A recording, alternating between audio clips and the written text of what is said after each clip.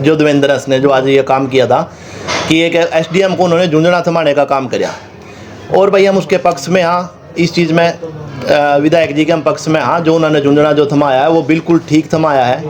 अफसरशाही हो रही है भाई, पूरा जिला में क्या पूरा हरियाणा में अफसरशाही का पूरी चरम सीमा पे है। लोगों की बातों को इग्नोर किया जा रहा है, भ्रष्टाचार चरम सीमा पे है। अगर कोई अधिकारी बात नहीं सुनेगा और अधिकारी किसी गरीब के काम नहीं करेगा तो झुंझुनू तो अभी तो विधायक जी ने दिया है। हमारा पूरा संगठन और पूरा जिला वासियों से मैं यही अपील करूंगा कि अपनी जेब में एक झुंझुनू और एक यो फूल दोनों चीज़ रखो। अगर कर्मचारी अच्छा काम करे ठीक है तो उसको शाबाशी का रूप में फूल भी जरूर दो। अगर कोई काम नहीं करे तो भाई ये झुंझुनू देना कोई बुरी बात नहीं है। और यह तो विधायक ने एक बड़ी अच्छी पहल कर दी, हमने भी पता लग गया भाई हाँ झुंझुनू दिया था भाई, यह चीज़ हो जिक्र है। और एकदम तो एसडीएम का जो एकदम से इतना भड़के एसडीएम इस बात पे, पहली बात तो जो वो 12 फुट की जो दुकान है जो बीडीपी ऑफिस वाली, उसने 25 फुट की कराया जा रहा है। विधायक ने एक के बात पूछी थी क्या इसका कोई लिखित तौर पर दस्तावेज है, ये अवैध निर्माण है। एसडीएम अपने मुंह तक कह रहा है कि हाँ जी वो अवैध निर्माण है। अरे अवैध निर्माण है तो काका इसने रोक दे, तो इसके पक्ष में क्यों आने लग रहा है। अरे जिला प्रशासन जिला अधिकारी हमारा तो इतने एक्टिव मैंने पहली बार देखे हैं जो दिन रात एक कर रहे हैं। रात को 8 बजे भी अवैध निर्माण पर काम चल रहा है वहाँ। और एसडीएम की जो कोठी है मात्र 100 मीटर की दूरी पे है। एसडीएम ने न्यू को नहीं पता, रात ने तेरे कर्मचारी इतने तेज हो रहे हैं कि रात में वो काम करने लग रहे हैं 8 बजे और तेरा पड़ोस में करने लग रहे हैं 100 मीटर पे। और वहाँ विधायक भी आ रहा है, लोग भी जुड़ रहे हैं, उस चीज़ का विरोध भी कर रहे हैं। एसडीएम का कोई जूम नहीं सरड़ाई, विधायक के उन्हें फ़ोन उठाने जरूरी नहीं समझे। और 100 मीटर की दूरी तय करने में एसडीएम ने लग गया 1 घंटा। वो पता नहीं कौन सा बाईपास है जो एसडीएम ऑफिस तक बीडीपी ऑफिस तक आवा है। ऐसा कौन सा बाईपास है जिसमें 100 मीटर की दूरी में भाई पूरा 1 घंटा उसने जो है तय करना पड़ा।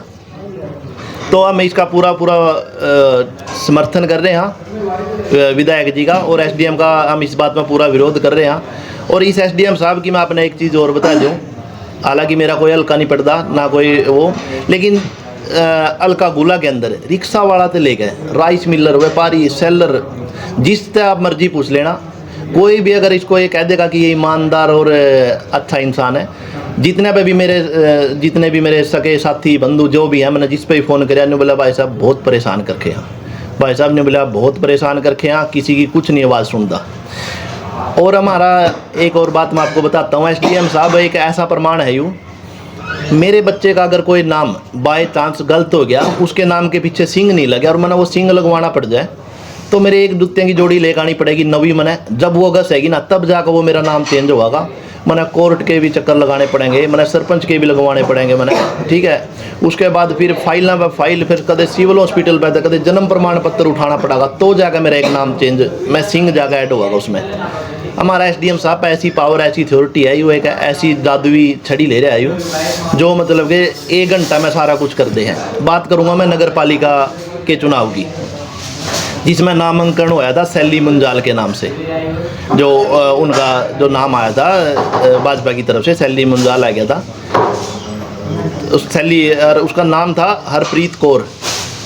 तो एसडीएम साहब ने क्या किया, एक तो भाई बीजेपी की होगी वो, और फिर ऊपर से अपना ये एसडीएम साहब बड़े काफ़ी होनार तेज अधिकारी हैं, इनके पास अलग ही विद्या है। एक एफिडेविट लिया और साथ की साथ वो नाम मंजूर कर दिया, नहीं बोला कि सैली मुंजाल ही हरप्रीत कौर है, और ठहका करके ना वो अखबार में निकलने की ज़रूरत, ना उसकी कोई फाइल बनाने की ज़रूरत, और रात ने 9 बजे उसका जो है पर्चा ले लिया गया। और नहीं अगर मेरे वर्गा के साथ अगर यह काम हो जाए, किसी आम जन के साथ अगर ये काम हो जाए तो उसको भाई उस चीज़ से वंचित रख दिया जाएगा, उसको बाहर कर दिया जाएगा। वो ना चुनाव लड़ पावे ना कुछ, एक वो छोटी सी मिस्टेक भी उसको इतनी बड़ी वो बना कर उसने छोड़ देंगे। और एक चीज़ मैं आपने और बताना चाहता हूँ, जो एसडीएम साहब हैं कल ठीक है भाई बड़े जागरूक है, दिन रात जो काम करने लग रहे हैं। पीडब्ल्यूडी ने रोड बना रखा है गुला चीका वाला, पहला भी बनया है, टांकी टूंकी भी लग गई है, इसकी भी कोई म्याद होंगी होगी 5 साल 7 साल तो होने की जिम्मेवारी होंगी होगी। अरे उन धने हमें को तो भी निकलता होगा, सारा तेरा गुला चीका भी लिखड़ा है तना वो को नहीं दिखे। अगर तो इतना जागरूक है तो उसके तरफ उस पर ले लेना संज्ञान तो। और अभी एक बात और सुनने में आई है, नहीं बोला जो ये प्रकरण होया भाई विधायक ने गलत कराया और इसके खिलाफ एसडीएम साहब ने एक शिकायत दे दी और उसकी जांच एडीसी साहब करेंगे।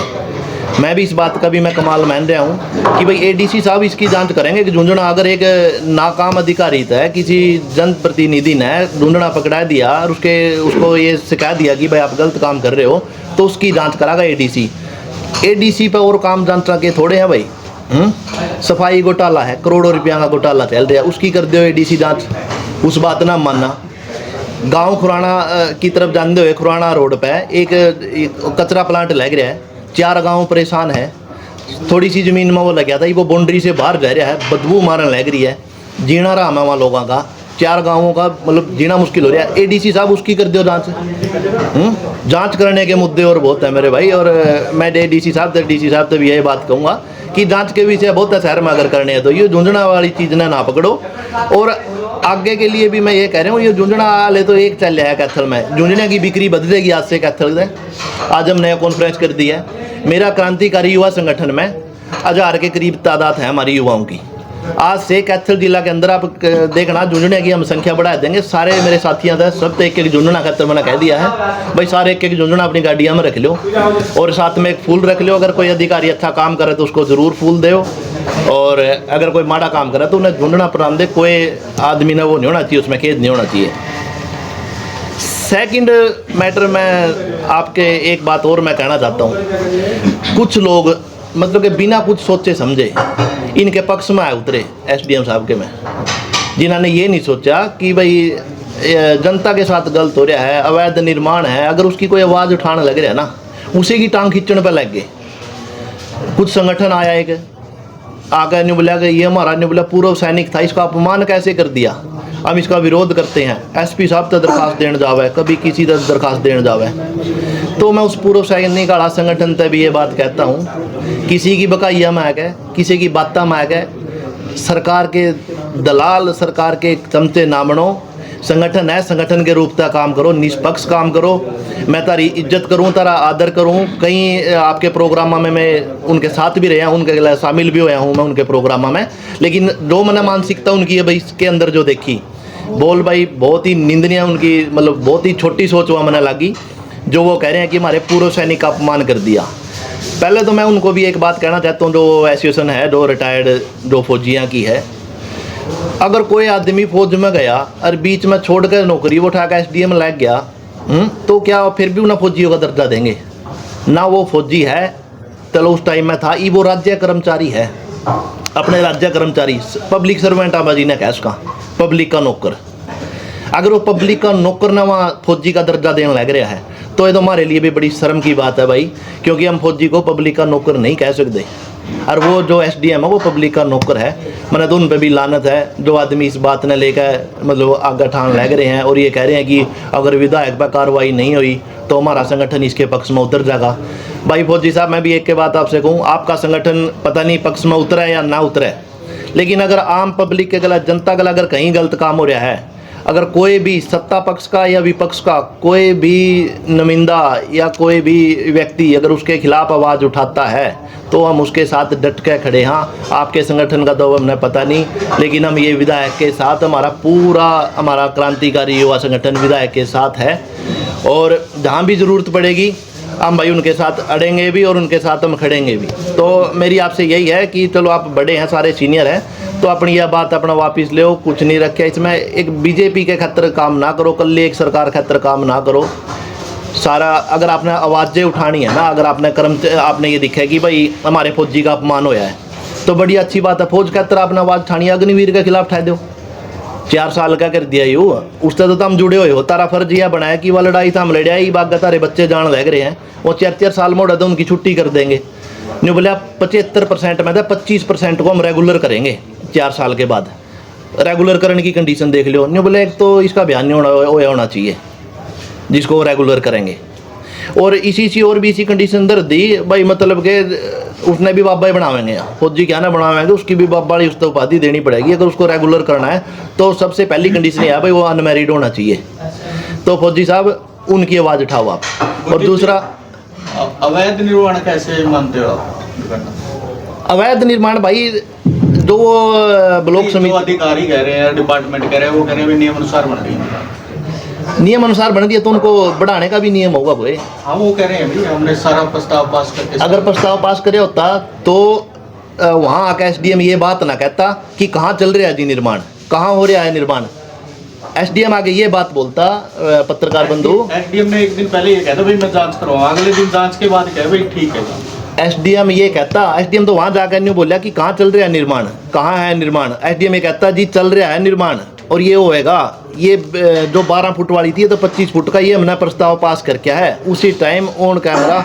ऐसी बात नहीं है। अगर वहाँ विधायक कह रहे अरे इतना विवाद हो रहा है ना, तो एसडीएम इतना भी मतलब कि कम पढ़ा लिखा नहीं है कि वो अपना कमरा पे 1 घंटा लगा कर आने लग रहा है और साथ में उसका कोई कागज ना हो, कोई दस्तावेज ना हो। एसडीएम ने अगले दिन तो यही कहा ना भाई हमने चेक कर लिया सब कुछ ठीक है नियम अनुसार। जब वो उससे झुंझुना पकड़ाने लग रहे, जब वहाँ उस चीज़ का विरोध करने लग रहे हैं किसी बात ने लेकर, एसडीएम ने कह दिया उस दिन रात को ये कहने लग रहा है कि हाँ जी निवलई अवैध निर्माण है लेकिन अब काम नहीं चल रहा है। यहाँ विधायक कहने लग रहा है जी काम चल रहा है। आप नव निर्माण का तो यार आप हाथ लगा के देख लो, नहीं तो मेरा लग जाना ही का काम होया है। रात को 8 बजे काम करने का कौन सा मतलब है।